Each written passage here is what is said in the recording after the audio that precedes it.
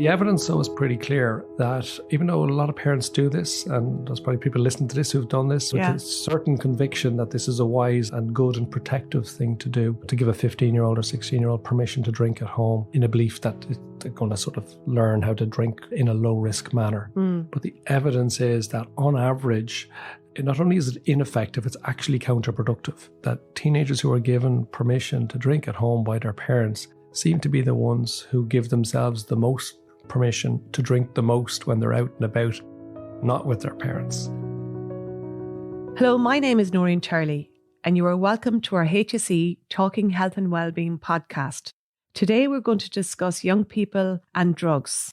And we are joined today by Professor Bobby Smyth, Consultant Child and Adolescent Psychiatrist in the HSE Adolescent Services. So thank you very much for joining us today, Bobby. Thanks, Noreen.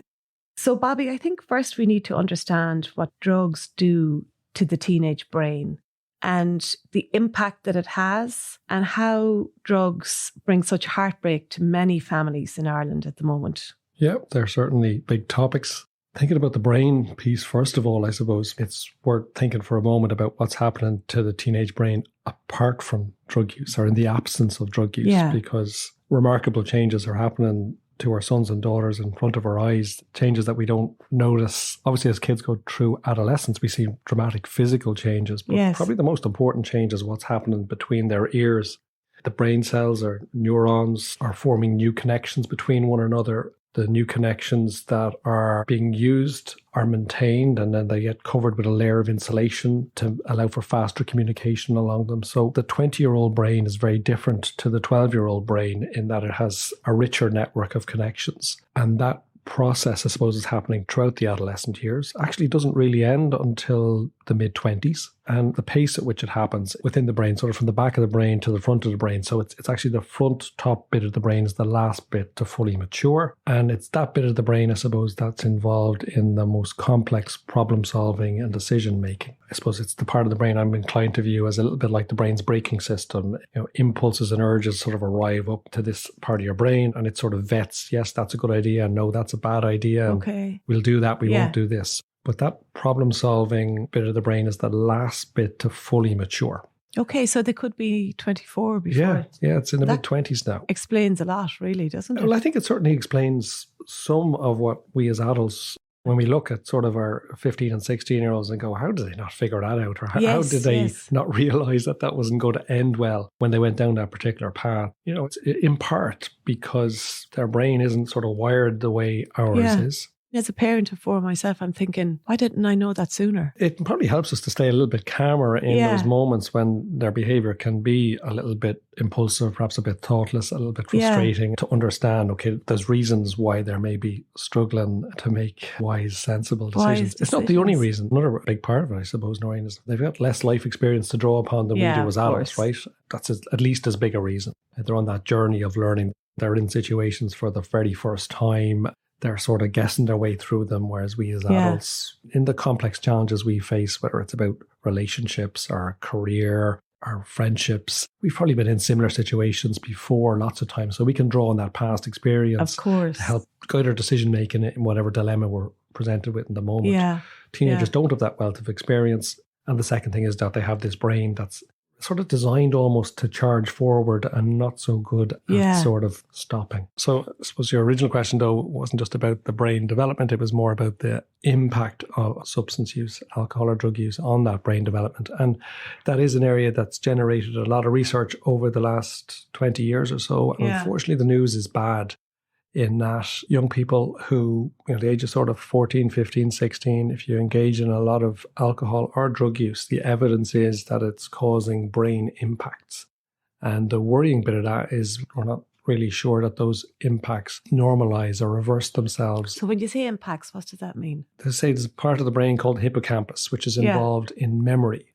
Young people who drink a lot, their hippocampus tends to shrink. Wow. And that's not good. With cannabis, that's probably the most widely researched of the illegal drugs, and it's widely researched because it's the most commonly used. So there's some brain imaging studies where you follow up children right through childhood before there's any drug use, during adolescence, and then into adulthood.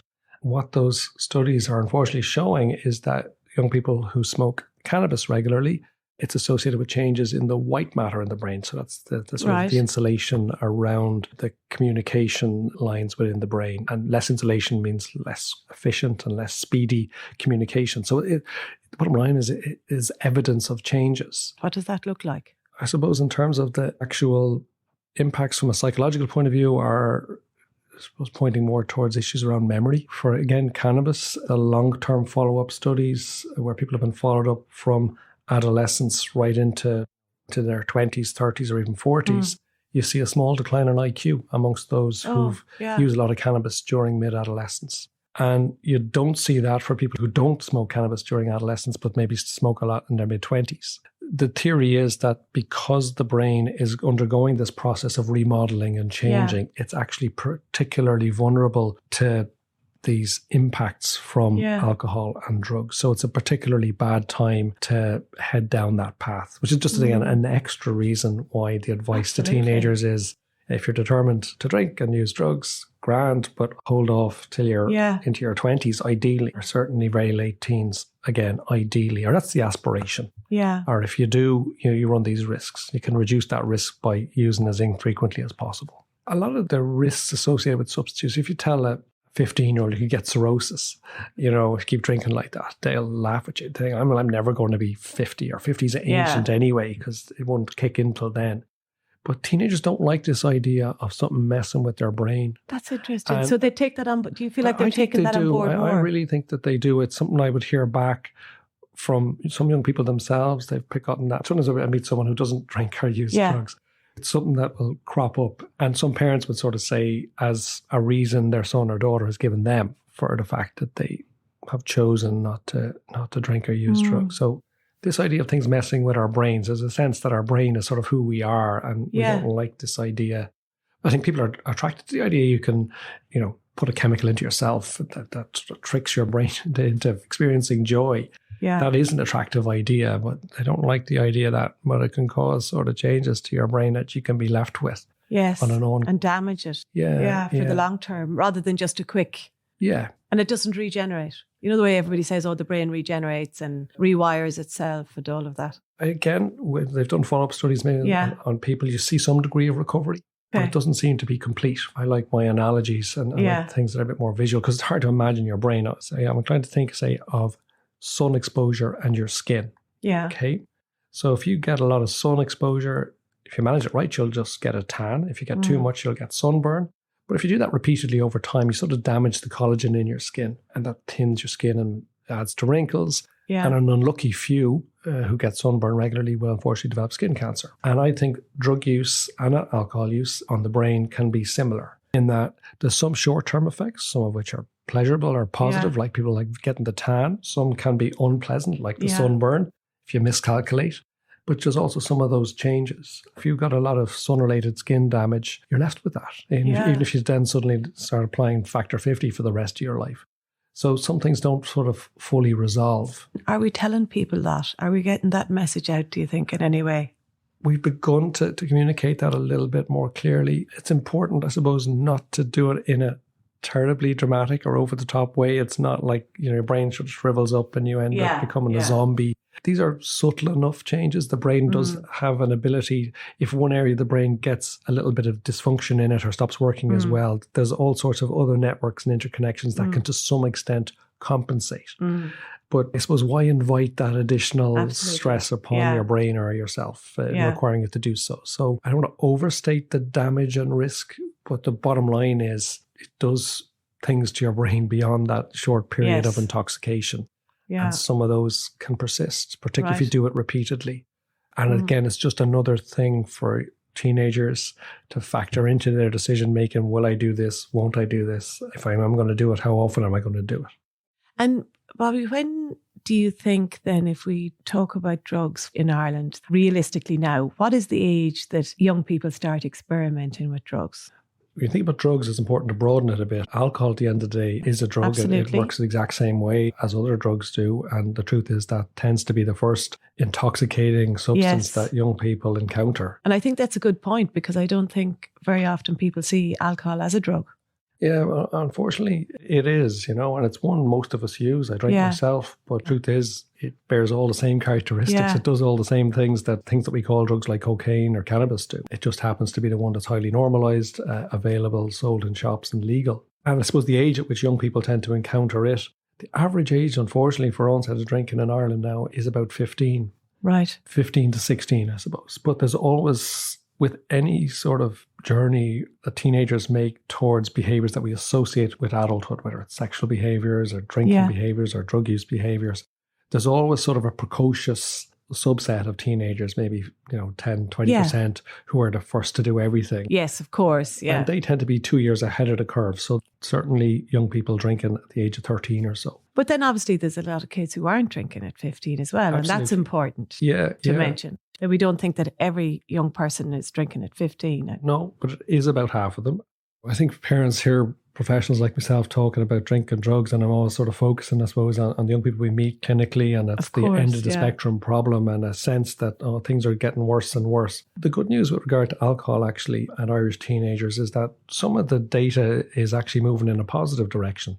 There's definitely a growing minority of teenagers who are just sort of half turning their back on drinking. They're choosing not to head down that path. Some not at all. Like there's a growing minority of young people in their late teens, early 20s who drink rarely or barely at all. But is that because they have easier access to things like cannabis and other drugs? No, there's a subset of kids, I think, who've gotten the health message that we've been trying to communicate across the population over the last decade or so. And they're sort of aware that their body is affected by what they put into their body. And if that's drugs or drink, most of the information they've heard has told them that that's associated with some risk. People are factoring that into their decision making. So but that's really encouraging to hear, though. Yeah, definitely. Yeah, it's something to be encouraged by. But unfortunately, there is still that majority who head down the path of drinking well before the age of 18, 15, 16, been pretty normal. And then sort of beyond that, you begin to see a subset who will then move into use of other substances. Yeah. And so what are the type of substances that are available to young people in Ireland today? Have you seen changes over the years of the access and the types of substances that young people are using? I think there's certainly a broader range of substances. Beyond alcohol, probably the first one that young people are going to encounter and perhaps try themselves will be cannabis. Right. It's probably about 20% of 16-year-olds will have tried cannabis at least once in their life. That still means 80% haven't. Important to stick with the positive. That's true. But by TY, maybe 20% or so will have tried it. Of the 80% who haven't used it, lots of them will have been in situations where they could have, but they just chose not to. That's good. And that's certainly encouraging too. Of the 20% who've tried it, there's going to be about half of them will use it intermittently. They might be using it sort of once or twice a month. And then there's a hardcore sort of subset of maybe 2 or 3% of 16-year-olds who'll be smoking cannabis very regularly. Wow. As I said, that's probably the most common of the other drugs beyond alcohol. But there is that broader range. Cocaine is more widely used. By that age cohort? You begin to see it around 16, 17. It's a pretty expensive drug, and that deters a lot of people from using it. Cocaine is probably a bigger issue actually in the late 20s than it is in the mid-teens. But anywhere you get young people drinking a lot, anywhere you get young people getting very drunk, cocaine seems to have found its way into those sort of settings in an increasingly normalized way. Yeah. Again, whether they're in their late 20s or their mid-teens. Wow. I'm not very familiar with them, but nitrous oxide and edibles, and you hear all these names. And what is the impact of those? Is it the same as cannabis? Is it different? Well, the edibles tend to be edible cannabis products. So they contain the chemicals that are in cannabis that are just prepared in a food product. Yeah. It can look like a cookie, a bun. Unfortunately, increasingly actually can look like Haribos, like jellies. Yeah. And we saw that last year. There was a couple of cases, or maybe early this year, a couple of cases of children actually thinking that they were sweets. Yeah, unfortunately. And, a big brother might buy those for himself. You take half of one of these jellies and you wait 2 hours for its effect. A little brother or sister then stumbles across the same pack and pops 5 or 6 of them in, the way kids would eat Haribos. So that certainly has resulted in young people ending up in emergency departments. Yeah. And the other challenge with edibles generally, even for older people who are using them sort of, deliberately, is people do struggle with the dosing. If you smoke cannabis, you will get the effects of it within seconds. Right. If you take an edible, you won't get any of the effects for really an hour or two. Okay. And people can miscalculate. They take a jelly or a cookie. Nothing's happening. They wait half an hour and go, nothing's happening. It must be really weak. I'll take 4 or 5 more. Yeah. And then it kicks in 2 hours later and they're up the walls with anxiety. And then nitrous oxide. What is the nitrous oxide thing? Is definitely something that has grown in use over the last probably 2-3 years. Okay. So nitrous oxide, I mean, people will actually be familiar with it, especially sort of female listeners. It's gas and air, right, which would be used during labor to reduce pain. The gas in gas and air is nitrous oxide. But it's also available in a range of commercial products. If you buy a can of whipped cream, it's nitrous oxide that's used to pump the cream out. Yeah. And how do they get it then? Well, there's little sort of tiny little canisters inside the can, and some of those are diverted. Equally, there's nitrous oxide in larger containers, and we're beginning to see more and more of that as well. And I suppose the way it works is people will sort of fill a little balloon from the container, big or small. Yeah. And then they'll inhale the gas from the balloon. And what the effect it causes is like a pretty intense alcohol type intoxication. Okay. You'll feel extremely drunk very quickly, but it only lasts a few minutes. So then the person sobers up again, but they'll usually redose. Yeah. And they do that sort of repeatedly. And what impact is that having on their brain then? Or do we know? The bigger worry, oddly enough, with it is more actually on the spinal cord, that certainly the Mater Hospital in Beaumont, they're seeing a growing number of young people who do a lot of nitrous oxide. They might have done it hundreds of times, perhaps over a period of a number of months. And they're presenting with loss of sensation, reduced power in their hands, in their limbs. Yeah. Because it seems to damage the body's ability to use B12, which is a vitamin. Sorry to get all technical, but it seems to have the potential to cause damage to the spinal cord. And where are young people accessing these? I mean, the cream is a household item, but the bigger canisters of nitrous oxide, what type of places are they getting these? Or are they for sale anywhere? My understanding is there's regular shops that they're for sale in. It's not illegal. It's not sold for the purposes of human consumption, but it's certainly not illegal. This seems to be a European-wide phenomenon, this growing use of nitrous oxide. Yeah. From, I suppose, my own point of view, working in this area 20 years, it does strike me that there's always little fads and fashions within drug use across the population. Things go in and out of favour. Yes. Right now, nitrous oxide has been around for decades. I have no idea why right now. It's become a trend. Sort of, on trend, but it is. And countries like the Netherlands actually, I think, have moved to completely ban all sale of nitrous oxide because it was such a concern there. Yeah. In Ireland, we haven't taken that step as yet. Yeah.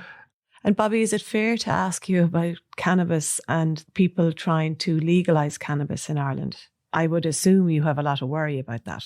I suppose the whole conversation about cannabis has been, I think, very unbalanced across Ireland for about the last decade. And not helped really by the whole conversation about so-called medical cannabis. Yes. Which has maybe caused people to underestimate the risks associated with it. Because if something's been talked about as a medicine and young people sort of hear that again and again, they're inclined to think, well, not only is it not bad for you, it's actually good for you. Yeah. And the truth is that 99% of what people have heard about so-called medical cannabis is exaggerated and distorted and untrue. Right. There are some interesting chemicals within the cannabis plant, and we need to know and understand more about them and identify them. And 1 or 2 of them have been used in certain medicines for very specific conditions. But I guess if people think about it in 2023, like how often is it that you go to a doctor, get a prescription, go to a pharmacy and then leave with a bit of a plant? Yeah. That doesn't happen. Yeah. This isn't 1723 when that type of thing would have happened quite routinely. Yeah. We don't refer to plants as medicines. But that whole conversation, I think, has added to people's misunderstanding of cannabis, a sense that it's pretty harmless. And Bobby, I have the example, and I mentioned it to you earlier before we started, about a young person saying to me if they were offered a cigarette or they were offered a joint, they'd smoke the joint. Yeah. And maybe is that because they've probably listened to all of the information about or misinformation about cannabis? Yeah. It scared me. Yeah, I'd be concerned about both. I'd rather my sons didn't do either, right?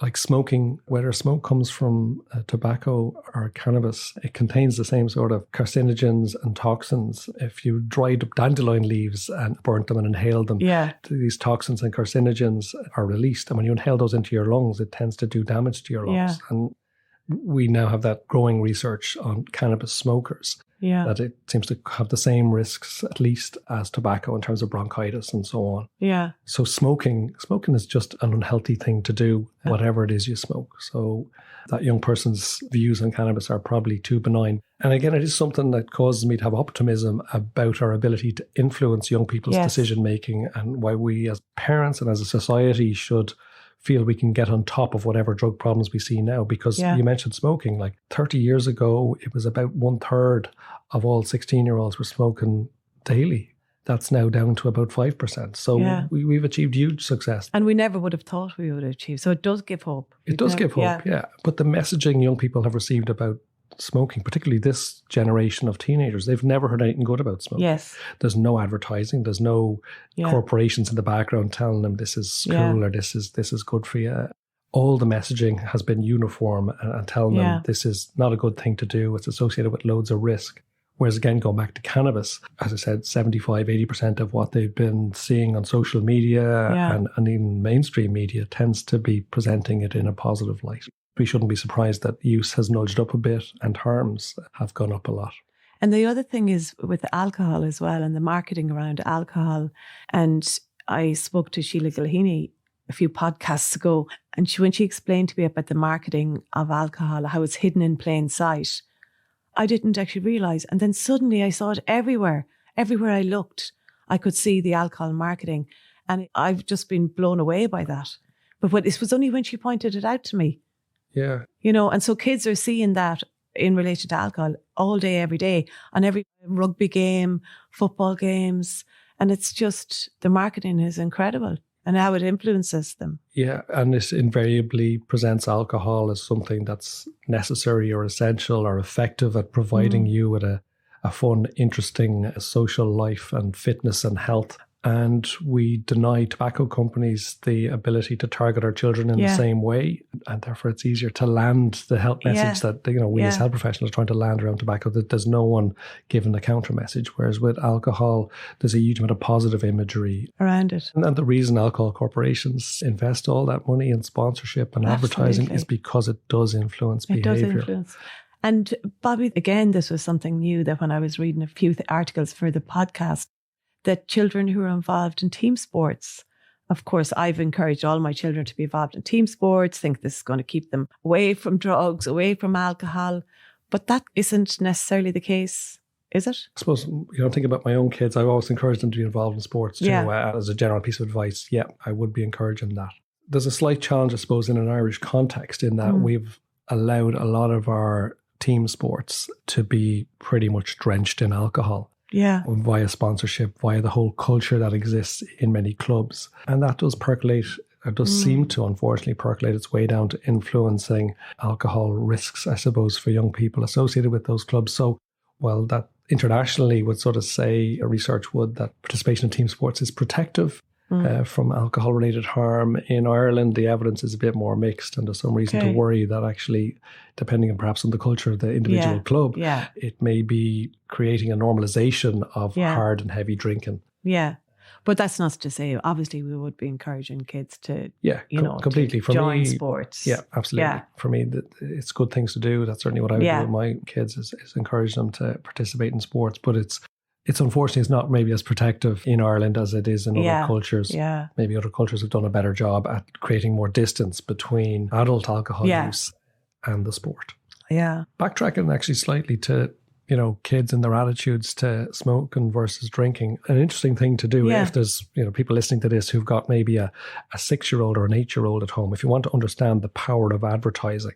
Right. And if it's not your own son or daughter, you might have a nephew or niece or a grandchild. But ask that 6 or 8-year-old to name 3 cigarette brands. Okay. Then ask them to name 3 alcohol brands. And when you ask them to name 3 cigarette brands, they will probably look at you blankly. Because they just haven't been exposed to any alcohol brands. I bet you they'll be able to name some. Wow. And alcohol companies would sort of say, oh, we're not targeting children. And I agree that they don't want children. They don't want 6 and 8-year-olds to drink. But I think they're perfectly happy for 6 and 8 and 10-year-olds to begin to feel warm and fuzzy and positive about these brands and images. because they know that 6 or 8-year-old is going to turn into a 16-year-old who's probably going to be drinking. And they would rather that they make decisions to go with their brand rather than a competitor's. Well, I'm definitely going to try that one out for sure. So then when we do talk about young people and we talk about addiction, and what does it look like? How do we recognize it that somebody maybe is using any kind of drug, really? Yeah, I suppose, for alcohol or drugs. So first of all, you got to accept the fact you can use alcohol and not have an addiction. Yes. You can also use drugs and not have an addiction. It's probably about 20% maybe of drinkers and people who are using a drug will be doing so in a way that maybe meets criteria for something that we might call addiction. Yeah. So trying to get some ordinary language about what addiction is, I'm inclined to look at sort of relationship type analogies, right? That people have a relationship with this substance, and addiction is when it becomes like what we'd call maybe a toxic relationship. Yeah. Where the young person themselves might recognize this isn't really working for me. From the outside looking in, everyone else goes, this isn't working for you, but the young person or even older people, of course, is really struggling to exit that relationship. They keep getting drawn back to it, and there's good bits in it, but the bad outweighs the good, but they still can't quite leave it. And that's sort of the nature of the trap and cycle I suppose people get caught up in with an addiction. So from a parent's point of view, what they might notice if their son or daughter is beginning to head down that sort of path in relation to drinking or drug use, could be, I suppose, a sort of a change in their mood, or they're more irritable. If it's maybe a weekend thing, you might find they're inclined to sort of crash in mood. Drug or alcohol use tends to be more intense at weekends. Okay. So if you're going to see sort of evidence of a mood problem, you might see, again, notice that mood is a little bit more erratic around the weekend, and including after the weekend when people are on a bit of a come down. Yes. A hungover type effect, which can sort of last a few days. So that can look like that, whether it's alcohol or drugs. Yeah, absolutely. The drugs will also have that kind of hangover effect. Yeah. And the other thing to warn parents about actually on that is, some parents know that their son or daughter is drinking, that they've sort of accepted that or given them perhaps permission to drink at the age of 15, 16. And unfortunately, a lot of parents seem to believe that, but if there was drugs there, I'd know it. And it's important to say you won't know it. If you're seeing someone who's intoxicated, you won't be able to tell the difference between someone who's intoxicated on cocaine or ecstasy along with alcohol versus alcohol on its own. Okay, so the behaviour is still pretty much intoxication is intoxication, pretty much. There's my guess is 95% of parents wouldn't have a clue. Okay. So, and the truth is, say for drug use like ecstasy or cocaine, it often is on top of drinking. Yes. They're more likely to say yes to those drugs when you're a little bit drunk. They can be intermingled. That said, I don't want to scare people too much. The majority of kids who arrive home seeming drunk, it is just drink. Yeah, yeah. But there is that reality that for the subset who have added in other substances, it's not like it's going to be really obvious. And in terms of other things that parents might notice, because, again, where someone is beginning to run into problems, they'll start creating excuses maybe not to come home. So they'll be spending more and more nights maybe in friends, and they'll choose the friends who's got the most lenient parents or the least amount of supervision, and to crash out there and recover there because they don't want you seeing what sort of state they're arriving home in. Other things parents might notice is that, if it's drug use, cannabis, cocaine, these drugs can be expensive. So you'll notice sort of money is disappearing faster than can make sense of. Yeah. You might, if you're paying attention to your own purse or wallet, you might sort of at times think, God, I thought I had a few 50s in there and there's only one left. What's that about? A challenge though, Noreen, I suppose, is that some of the pointers towards a teenager having a drug or alcohol problem are a bit like people go, well, that's just been a teenager. Yeah, the mood is a bit more irritable and grumpy. They're a bit, they drop out of sports and activities. They're hanging out of the house a lot more. Yeah. A lot of teenagers just do those things anyway. And that leads on to the next question though, as a parent, well, what do you do if you do have a worry? And I suppose my general piece of advice, particularly when you don't really have evidence, you don't know what's going on, you just have a suspicion, is to approach your son or daughter from a position of concern. Don't go pointing the finger sort of saying, are you doing drugs? Yeah, that is probably most parents would, That's what the anxiety, the anxious part of you is because you're worried. You're going to charge in there and go, are you doing cocaine? Disbelief maybe that Johnny or whatever could even, you'd never thought they were going to do it. Yeah. You thought you'd brought them up different or you thought whatever. But unfortunately, that sort of a question or that sort of approach, sort of an angry finger pointing approach, is highly likely just to get them to clam up, shut down, slam the door in your face. Yeah. So I suppose, again, I'd go back to the point about trying to come from a position of concern. Just say, God, you don't seem yourself this last while. You seem a bit more grumpy, a bit more down in the dumps. I'm worried about you. Yes. I just leave it at that. The door might get slammed in your face going, leave me alone. What do you know about me?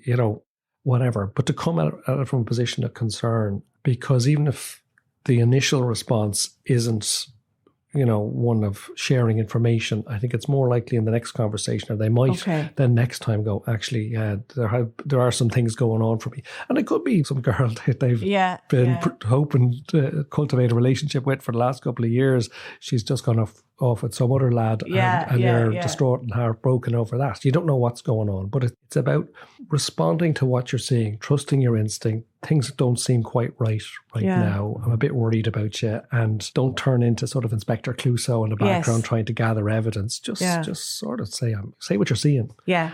And try to stop yourself from leaping to conclusions. Okay. What if you do that a couple of times and you're still getting no, but you now have gathered evidence? Where do you go with that then? At that stage where you've tried a softly approach and seeing what information comes back at you and there's nothing coming back at you, I think then you can move on to sort of saying, listen, I'm worried that there's something more going on here that you're not willing or able to talk about at the moment. I don't know what it is. I'm worried. Could it be drug use, or could it be that your drinking has gotten a little bit out of hand? From what I've heard is that this conversation should be had with children when they're young, and that you have this open dialogue and open conversations. But sometimes that's very hard in different families, depending on what's going on. So I suppose I'm thinking about the parents who find themselves in this situation today or tomorrow. I think the people who have had maybe I'm wrong now, but the people who have had the open conversations, maybe they will be able to get information from their children more, or maybe not. I suppose it's always going to be hidden. So I suppose it's different types of parenting really as well, isn't it? Yeah. If you have had sort of previous conversations with your son or daughter, and again, it is what we would advise really from a young age. Kids are aware of drinking going on around them, and you'll be out and about on the street and you sort of see someone staggering around the place. Your son or daughter has seen that, even if they're 8 or 10 years old. It's no harm to say that to them. That's what, if someone ends up consuming more alcohol than is healthy or safe, they can end up sort of in a bit of a state. And to use things that maybe crop up on TV if you're watching something together, just to have ordinary enough conversations where you're trying to communicate to 12 and 14-year-olds why it is, as a parent, you worry in a general sense about drinking and drug use, and why you have an expectation that they not head down that path. Yeah. What are the mental health risks if a young person does start using drugs, any type of drug, early? Have you seen in your daily job? As a child and adolescent psychiatrist, so my core training is in the area of mental health. And no matter what age range you're dealing with, in truth, we know that alcohol and drugs can often function as a sort of a driver or perpetuator of underlying mental health difficulties. There's a complicated relationship, I suppose, between mental health problems or mood problems and substance use.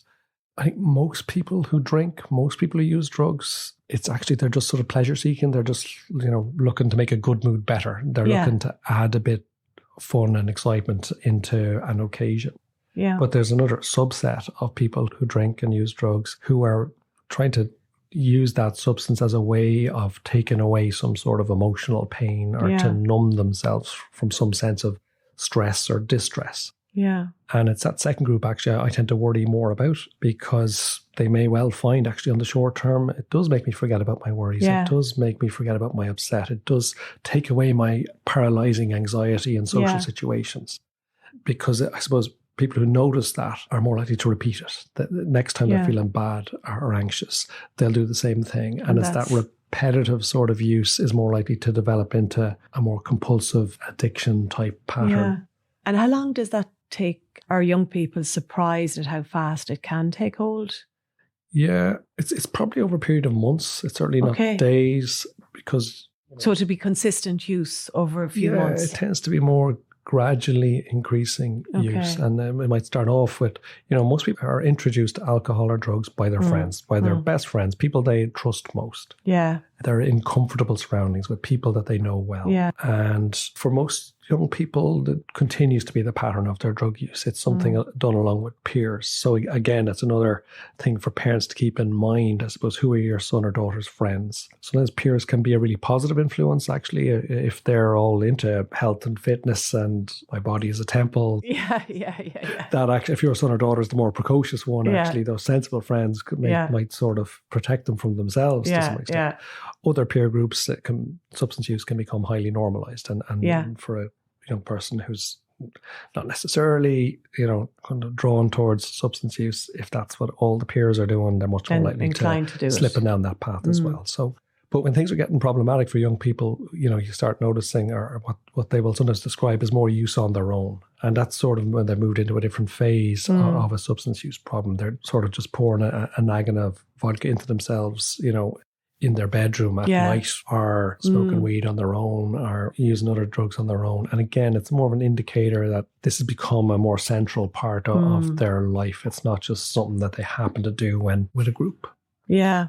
And just going back, you said earlier that 20% can become addicted when, so that 80% don't become addicted who try it, but 20% can. What are the risk factors with those 20%, that the other 80% don't get addicted, but this 20%, what is it? First of all, it's, we suppose we do know some risk factors, we do know some protective factors, but important to sort of say it is a bit of a lottery. It's a bit of a roll of the dice. You don't really know at the start, are you going to be lucky or not in terms of your relationship with this substance you decide to try at the age of 15 or 25. Yeah. Factors that would increased risk would be, again, extensive peer substance use. If there's a lot of modeling of substance use within your family, either for pleasure purposes or for coping purposes. And when you say modeling, what does that mean? That means mum or dad are big drinkers, are using drugs. Against that background, young people are more likely to be curious about this behavior, to view it as normal. This is how you cope. This is how you manage. If it's been modeled within the home setting, if it's normalized amongst their peers. If there is an underlying sort of issue around a mood problem for which this substance provides temporary sort of relief or distraction from, that can certainly be an additional risk factor. Kids who've got less positive things in their life, less positive relationships, less positive friendships, less positive connection with school, less positive connection with community, they're more at risk. They're more vulnerable and it's more risky behaviour for them. Yeah, God. And then when we talk about prevention and how to prevent this, what can we do as parents and what type of language can we use? You mentioned already not to go straight to them and say, are you using drugs? But what other things can we do? I think having conversations about alcohol and drugs, as I said, whenever the opportunity presents itself, where that's an opportunity, I suppose, to talk about the risks and the downsides of it. And to be curious about what they're seeing in their friends. And where parents can feel quite de-skilled, I think, is around drugs. Most parents are familiar with alcohol. Teenage drinking is not some new issue. It's going on for donkey's years. So parents can sort of talk with expertise, I suppose, around alcohol. But most parents will be clueless around nitrous oxide, pretty clueless around cannabis. To me, and I have 4 kids, like I said, that is really scary. Yeah. I would find that really scary. Yeah. And it's unusual actually as a parent because generally, even around sex, parents have been in situations whereby they've engaged in sexual activity, I suppose, by definition. But there's not a huge number of situations our sons and daughters can encounter that we go, well, I'm clueless here. I don't have any idea how to negotiate that because I was never in that type of situation. Yeah. But there is more drug use out there. There's different sorts of drugs. So again, though, that's to approach it from a position of curiosity with your son or daughter. Ask them what they're aware of. What have they heard in school? Yeah. And if they don't seem to know too much either, go, let's maybe find out a little bit about this. Yeah. And that's where websites can be useful, but you've got to, I suppose, pick your website wisely. There's an awful lot of misinformation. Of course. And we do have information on the HSE website. Yeah, so the drugs.ie website. Yeah. So drugs.ie is run by the HSE. It contains sort of up-to-date information on the full range of substances. And I know they sort of updated their information, say, on nitrous oxide. Yeah. There wouldn't have been a page on nitrous oxide there 2 or 3 years ago, but so there is now. And they have it now. And I think there's tips on that for how to speak to your young person, how to speak to your child, what to say, how to notice what are the indications of the change in behaviour and all of that kind of stuff. And it's very simply written. When I was just looking at it there the other day, it is very simple. And it's things that you know already, but it's when you read it, you think, oh yeah, maybe that would be helpful. Yeah, and I think that is a useful resource for people to keep in mind, because there's people listening to this now who think, well, my son or daughter, they have no problem with drink or drugs now. Absolutely. And I'm sure, your fingers crossed, they never will. But yeah, for people to know that should things not work out so well, and in a 6 months' time or 2 years' time, you find you are looking for some information. And I think one of the important things that you said there is to trust your instinct, that if something just isn't, and parents do usually know, if something just isn't, it's consistently their behaviour has changed or spending more time alone, and to trust your instinct, basically. Yeah, some of the adolescent stereotypes are sort of unhelpful. The truth is most teenagers journey through their adolescent years without causing mayhem for themselves or for you as a parent. Yeah. But there is, 20, 30% who hit a significant bump along the road. And the problem with this stereotypical sort of idea we have of a teenager, there's a tendency to just dismiss it. Well, that's just being a teenager. And problems can be ignored, I think, during adolescence that wouldn't be ignored in an 8-year-old or wouldn't be ignored in a 28-year-old. Yeah. But because they're 16, we go, that's just the way 16-year-olds are. So I think it is important to trust your instinct. If they seem sort of pretty miserable, unhappy, angry, upset, don't be passive. Complacent about it. Yeah. Just try, as I said, the challenge, because you're worried, right? And people are worried. They tend to go charge in, finger pointing. Yeah. And, I mean, obviously, I'd never do that. We all do that. I'm a parent too. I got to tell myself to calm down at times. I know. But the calmer you can be, while maintaining that position of concern, and not being plumossed and then fobbed off too easily either. That's another thing. We do make excuses, obviously, because they're teenagers. But sometimes I think as parents, we need to step up and be the parent, because sometimes children or young people now are given so much freedom, and they're given so much in general.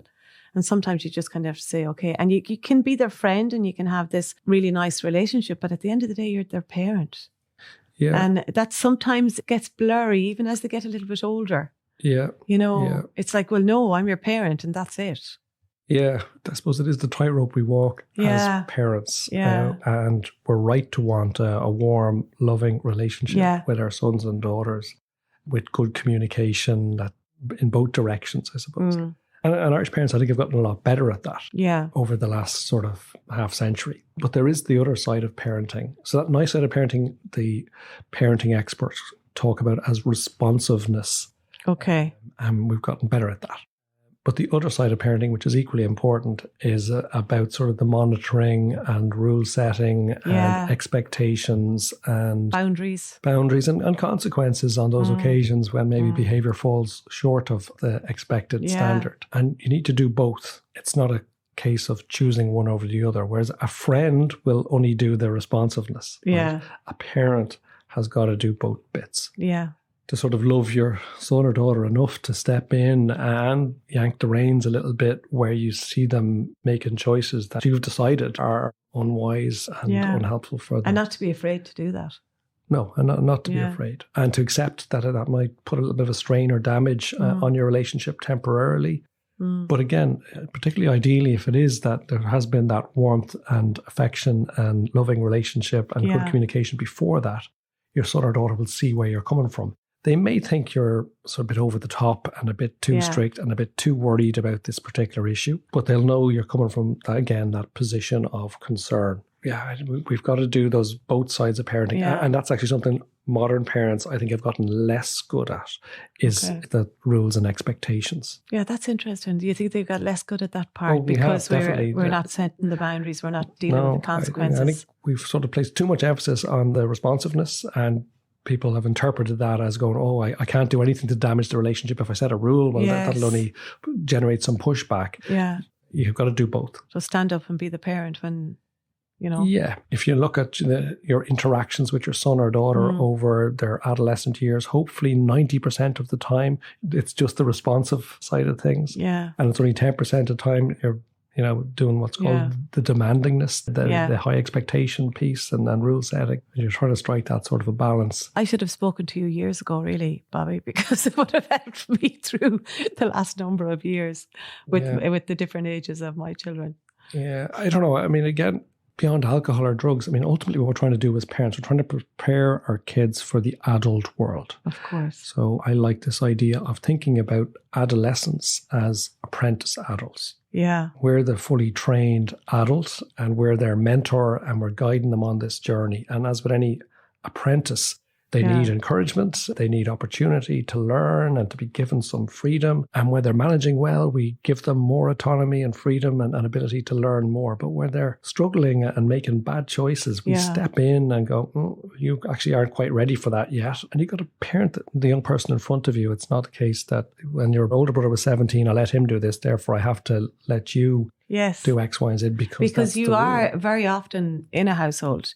You're said, oh, well, you let him do that or you let her do that. But it mightn't just be right for that particular child. Yeah, completely. I think you've got to parent the son or daughter in front of you. And I think what amazes me actually about parents is that we do this anyway. Yeah. But it's good to have that reply when you are getting that pushback. Oh, Mikey, he was allowed to stay over, go off camping with his mates when he's 17. Why can't I? Yeah. And the reason why, the answer could be, well, unfortunately, each time you've sort of spent a night away anywhere, or half those nights, I've ended up getting phone calls from parents or once they have to go to the Garda station. And so that's the consequences that you're talking about. Yeah, completely. Yeah. So it's about managing the amount of freedom and autonomy that our kids get. Where they manage it well, you give them more.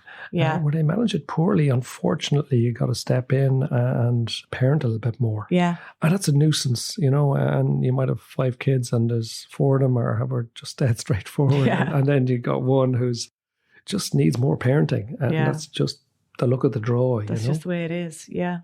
So, Bobby, there seems to be very mixed views that parents have in relation to allowing their young people to drink. Some people allow their young people to drink at home at an earlier age. Some people are quite strict and say, no, definitely over 18. That's what the rules are. So what would you think would be good advice for parents? You're right. Certainly it is something that's a source of a lot of conversation amongst parents and the strong views expressed by parents, perhaps on both sides.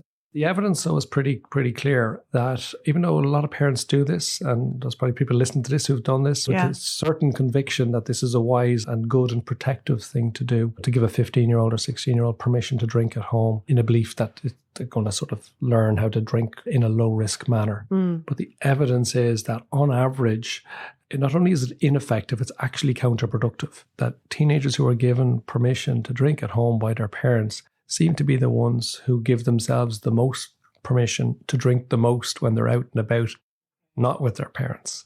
Because they've already had the few drinks with the parents and they think, well, that's fine, so I'm well able to drink. Yeah, and I've already been given permission to do this, and that's grand, so I can push the boundaries a little bit. Again, most kids are good. You give them sort of clear guidance and rules. They stick to them most of the time. The odd one will, though, routinely push the rules a good bit. So the parents who give kids permission to drink at home will usually have some sort of rules or expectations around it, and they will get stretched. Yeah. Whereas if the rule or expectation is, no, you don't drink, particularly in a country like Ireland where there's so much drinking by people of all ages. Yeah. I think you can expect most 16, 17-year-olds will fail or struggle to stick to that rule. Yeah. But if they know there's no permission to drink at home, they're less likely to go as overboard as the young people who have parental permission. And that's sort of been shown in international research, but there's also actually the winners of the Young Scientist exhibition. It was about sort of 8 or 9 years ago. 2 students from Cork at the time, I don't know where they are now. They did a piece of research that won the Young Scientist exhibition, which showed that the amount that parents drank themselves, because again, young people, our sons and daughters pay attention to what we do. The more parents drank, the more likely teenagers were to run into problems with drinking. And the young people who had permission to drink on special occasions, even just special occasions, that was enough to cause them to be more at risk of alcohol problems than young people who didn't have that permission. That's really interesting because there is such mixed views and opinions out there about it.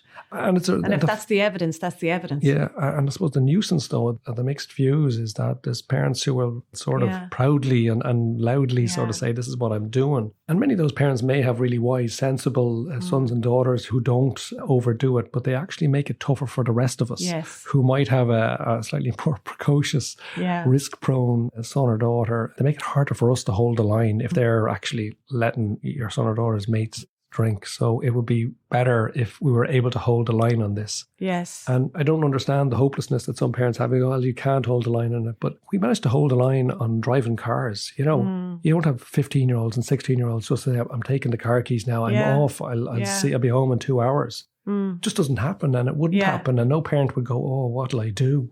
Will I let him? Just doesn't happen. Kids understand rules. They know which are the real rules that they're just not allowed to break. A tiny subset will break those rules, but over 90% will stick to them. And kids also know the rules that are sort of only half rules. They're sort of a bit of a guideline, and everyone knows it's ignored. So, and there'll be no consequences if the rule is pretty broken. Much no consequence. So I think it's important not to allow drinking fall into that second category. I'd rather it move back towards the clearer rule, clearer expectation that all parents manage to buy into. Yeah, if we all stuck together. Yeah, so if 18 is not perfect as an age, but my view would be there's no permission to drink until the age of 18. That said, I'd acknowledge it's an impressive youngster who manages to get to 18 in Ireland, given the amount of opportunity and temptation they have to drink without drinking. And fair dues to those who do. But I'd still encourage parents not to drop your expectation. At the end of the day, we're trying to keep our kids healthy and well and protect their brains for as long as possible. Yeah. No, I think that's really good advice. And I think it clarifies a number of things. And the evidence is there to say that. Then that's the way we should really try and do it as parents, you know. So, Bobby, we have identified that our young person has an issue with drugs. We've given them the opportunity, we've spoken to them, but they aren't opening up to us. And we're really worried as parents. What are we going to do next? It's certainly at that sort of point, you're wondering about getting some professional support, I suppose, treatment, right? And what treatment means in this context is really a referral to or an appointment with one of the under 18 substance use treatment services around the country. And I think pretty much all of Ireland now, there is some sort of a service response in every location at this stage, no matter where in the country you live. Some of those services are run and delivered by the HSE directly. There's other ones that are HSE funded, perhaps run by one of the regional drug task forces, perhaps.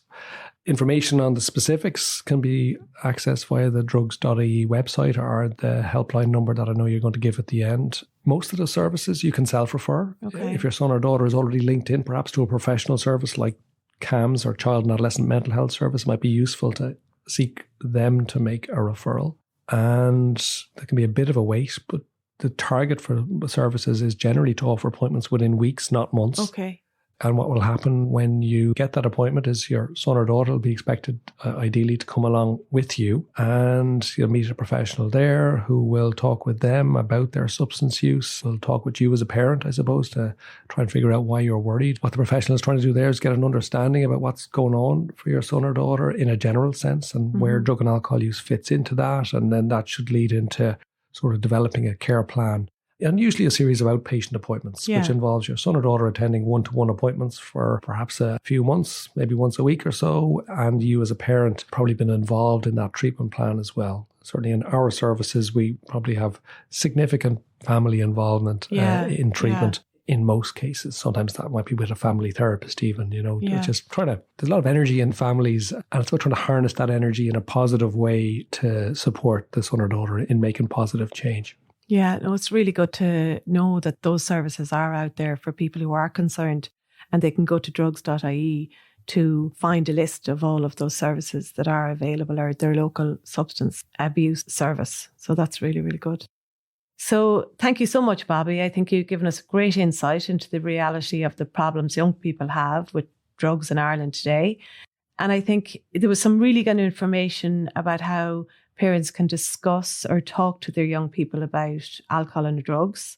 And so I'd like to just advise people for tips and advice. You can go to hse.ie and you'll find some information on there about drugs and alcohol for young people and how you speak to them. You can go to drugs.ie.